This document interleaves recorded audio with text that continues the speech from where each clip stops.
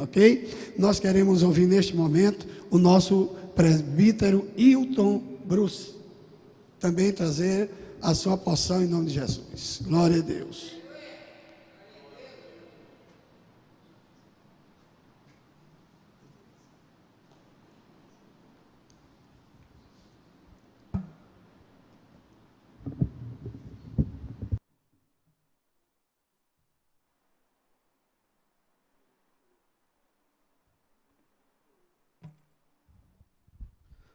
A paz do Senhor a todos. Graças a Deus.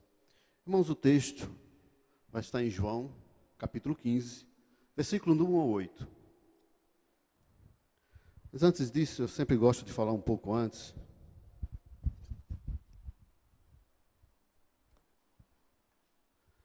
Irmãos, a gente sabe como é, a gente não imagina o quanto é difícil pregar a palavra de Deus.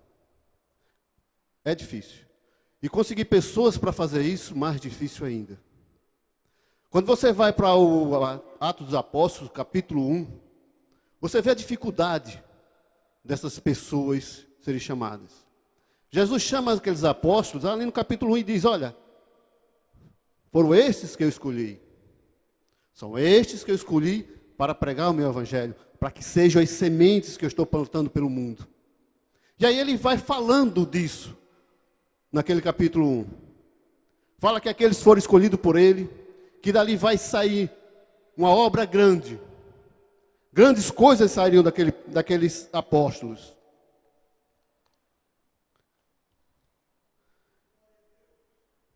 E Jesus também diz a eles, olha, esperem em Jerusalém, até que, não é depois de, mas é até que, o Espírito do Senhor desça sobre vocês. E no capítulo 2 de Atos dos Apóstolos, a promessa é cumprida.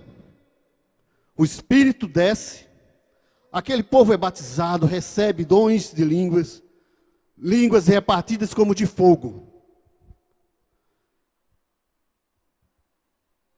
Mas é difícil, irmãos, conseguir pessoas para a obra. É difícil.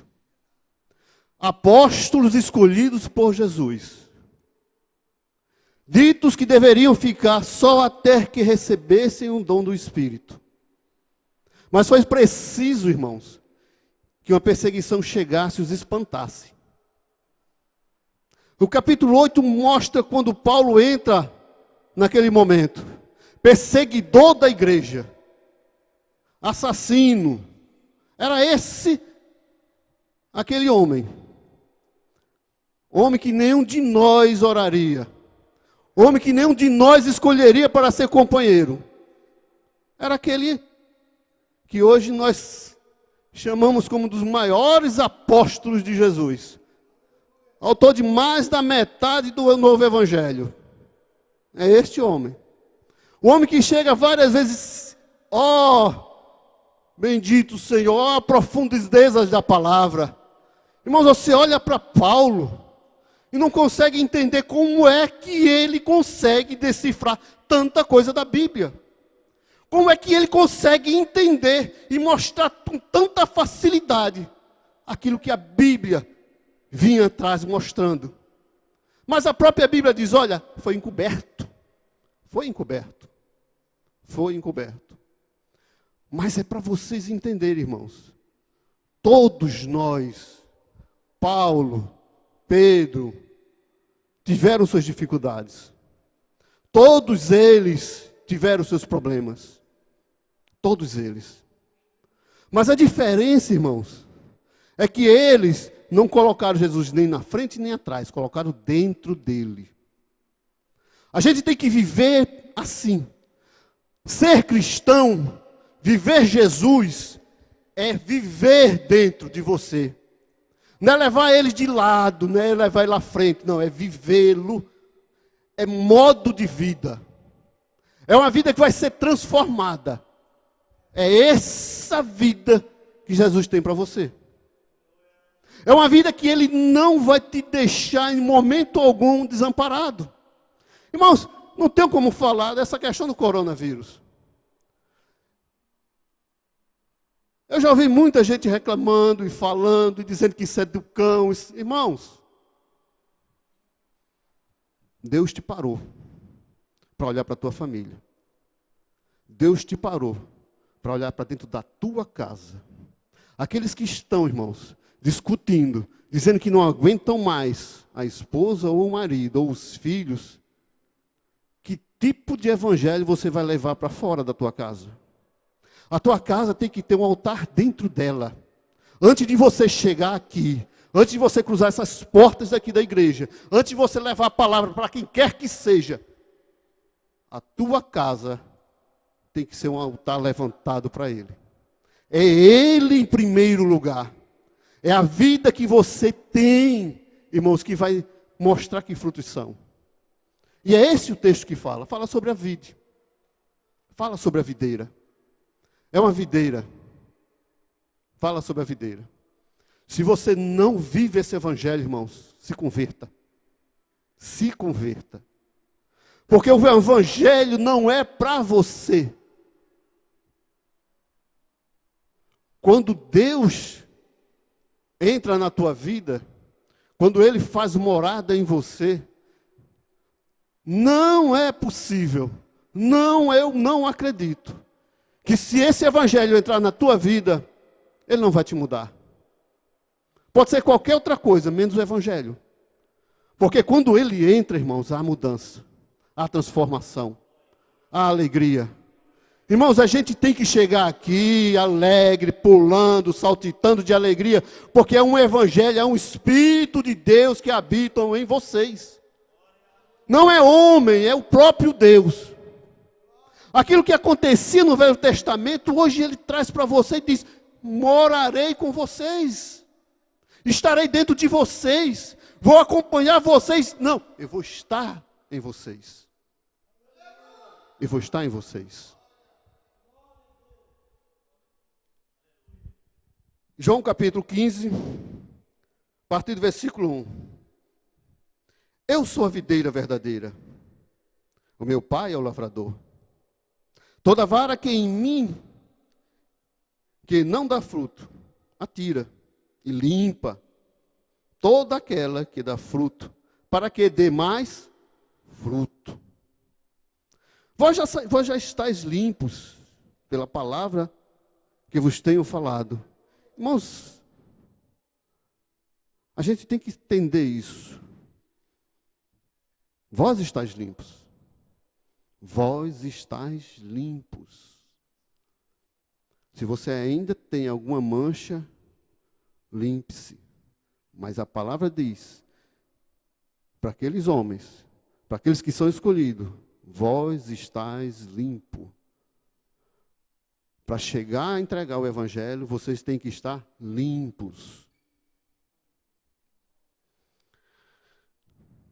Vós estáis limpos pela palavra que vos tenho falado. Versículo 4. Estais em mim, e eu em vós. Como a vara de si mesma não pode dar fruto, se não estiver na videira, assim também vós, se não estiverdes em mim. Eu sou a videira, as varas que estão em mim, e eu nele, este dá muito fruto, porque sem mim nada podeis fazer.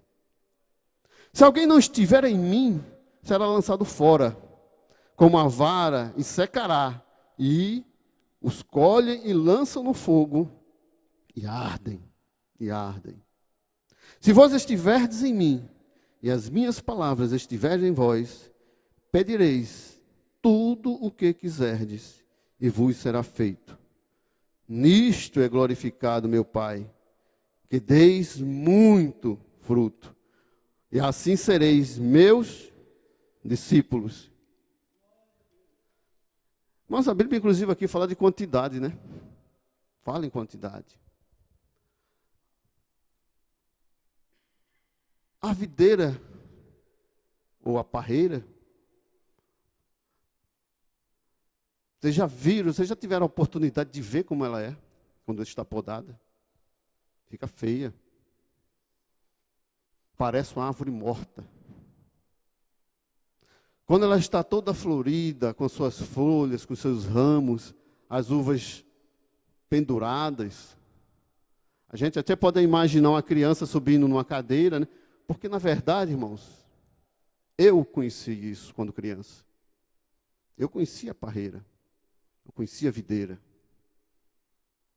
E a gente olha e vê aquela coisa bonita, cheia de frutos. Mas o agricultor, quando termina de dar aquela safra, aquele fruto, ela já não daria mais frutos. E aí ele corta. Corta as folhas, corta alguns galhos, joga essas folhas fora, algumas secam, são queimadas, como a própria palavra diz.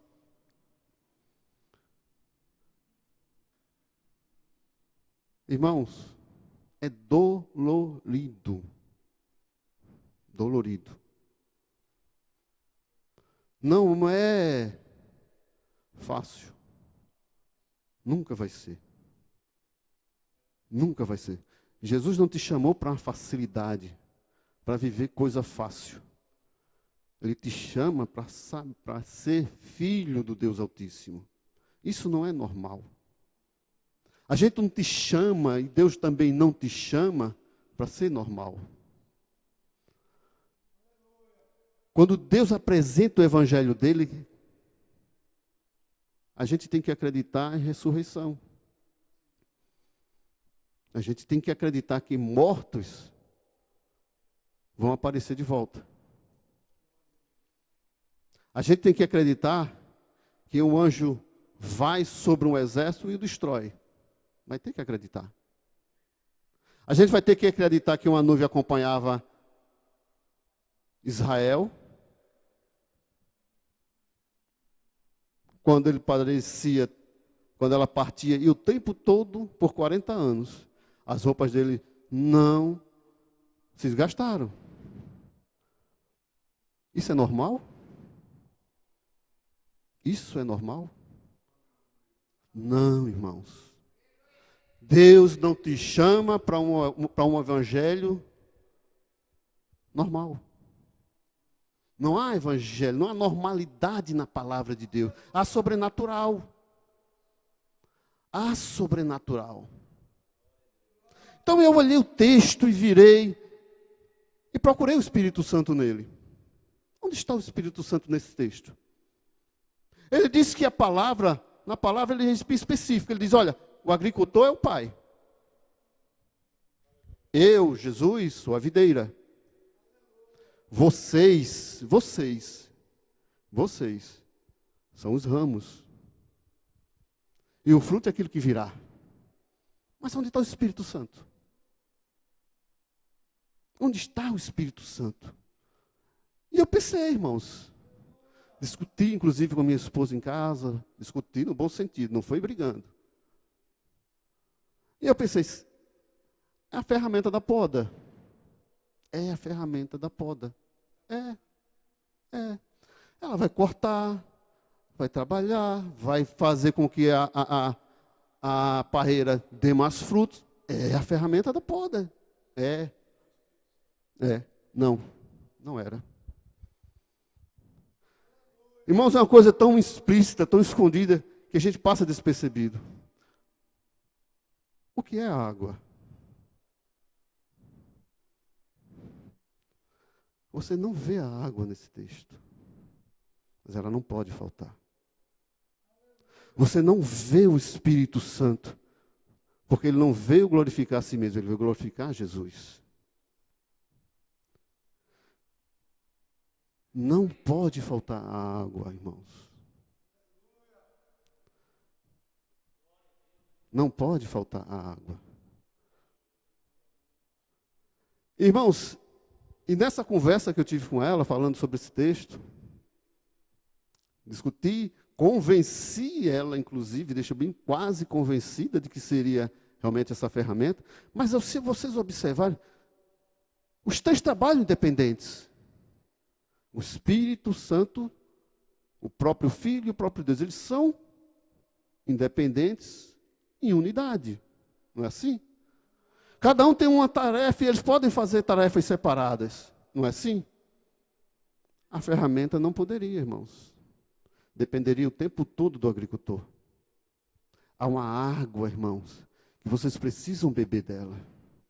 Há uma água que nunca vai deixar vocês com sede. Há um rio que desce do trono do Altíssimo. É essa água, é beber deste líquido, que o próprio Jesus diz, nunca mais você terá sede. Nunca mais você terá sede. Irmãos, vai brotar vida de vocês. Vida. Vai brotar vida. Água, irmãos. Que é o Espírito Santo que vai te entregar, que vai te dar. Que vai te dar. E eu te pergunto agora, para vocês que nos escutam, a hora já vai passando, aonde é que vocês têm colocado a sua confiança? Aonde vocês têm colocado a segurança? Em que Deus vocês têm acreditado? Aonde vocês têm colocado toda a confiança? Irmãos, quando a gente olha os textos da Bíblia, que a gente olha aqueles amigos de Daniel, eles não se curvaram. Não se curvaram. Foram corajosos. Mas independente do que viesse a acontecer, eles disseram, seja a vontade do Pai. Se for para a morte, morrerei nele. Se for para a vida, viverei nele. Tudo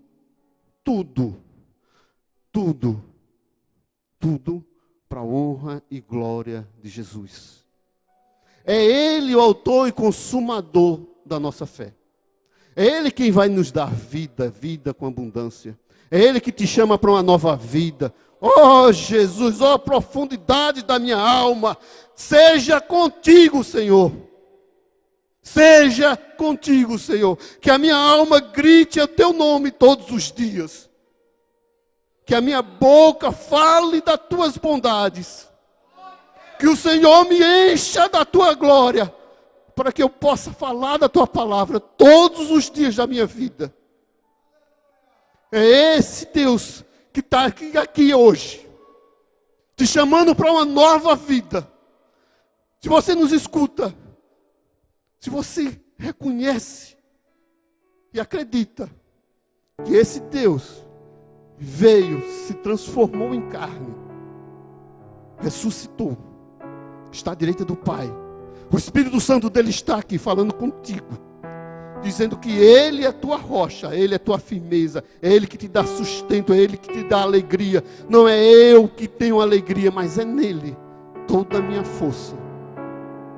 Grite o nome dele. Grite o nome dele.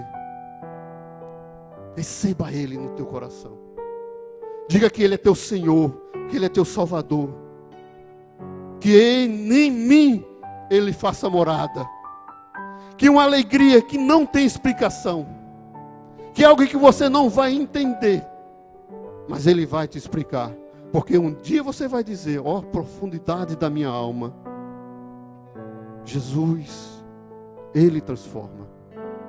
Ele transforma. Ó profundidade da minha alma. Ó profundidade da minha alma. Fala em nome do Senhor Jesus. E recebe Ele. Não como um amigo. Porque Ele é mais do que isso. Não como um companheiro que vai andar do teu lado. Porque Ele vai estar em você. Coloque a sua segurança naquele que fez os céus e a terra. Aquele que nunca traiu a confiança de ninguém. Aqui a gente tem pessoas que erram, que falham, que se enganam. Mas a gente está lutando, irmãos. A gente está lutando. E vamos lutar até o fim. Para um dia encontrar com todos vocês na glória e dizer... Eu aceitei naquele dia. Eu entrei diante do Senhor, aquelas portas celestiais. E aí Deus abre e diz, vem, filho meu. Entra, filho meu. Recebe em nome de Jesus. Em nome de Jesus. Eu agradeço em nome do Senhor a oportunidade.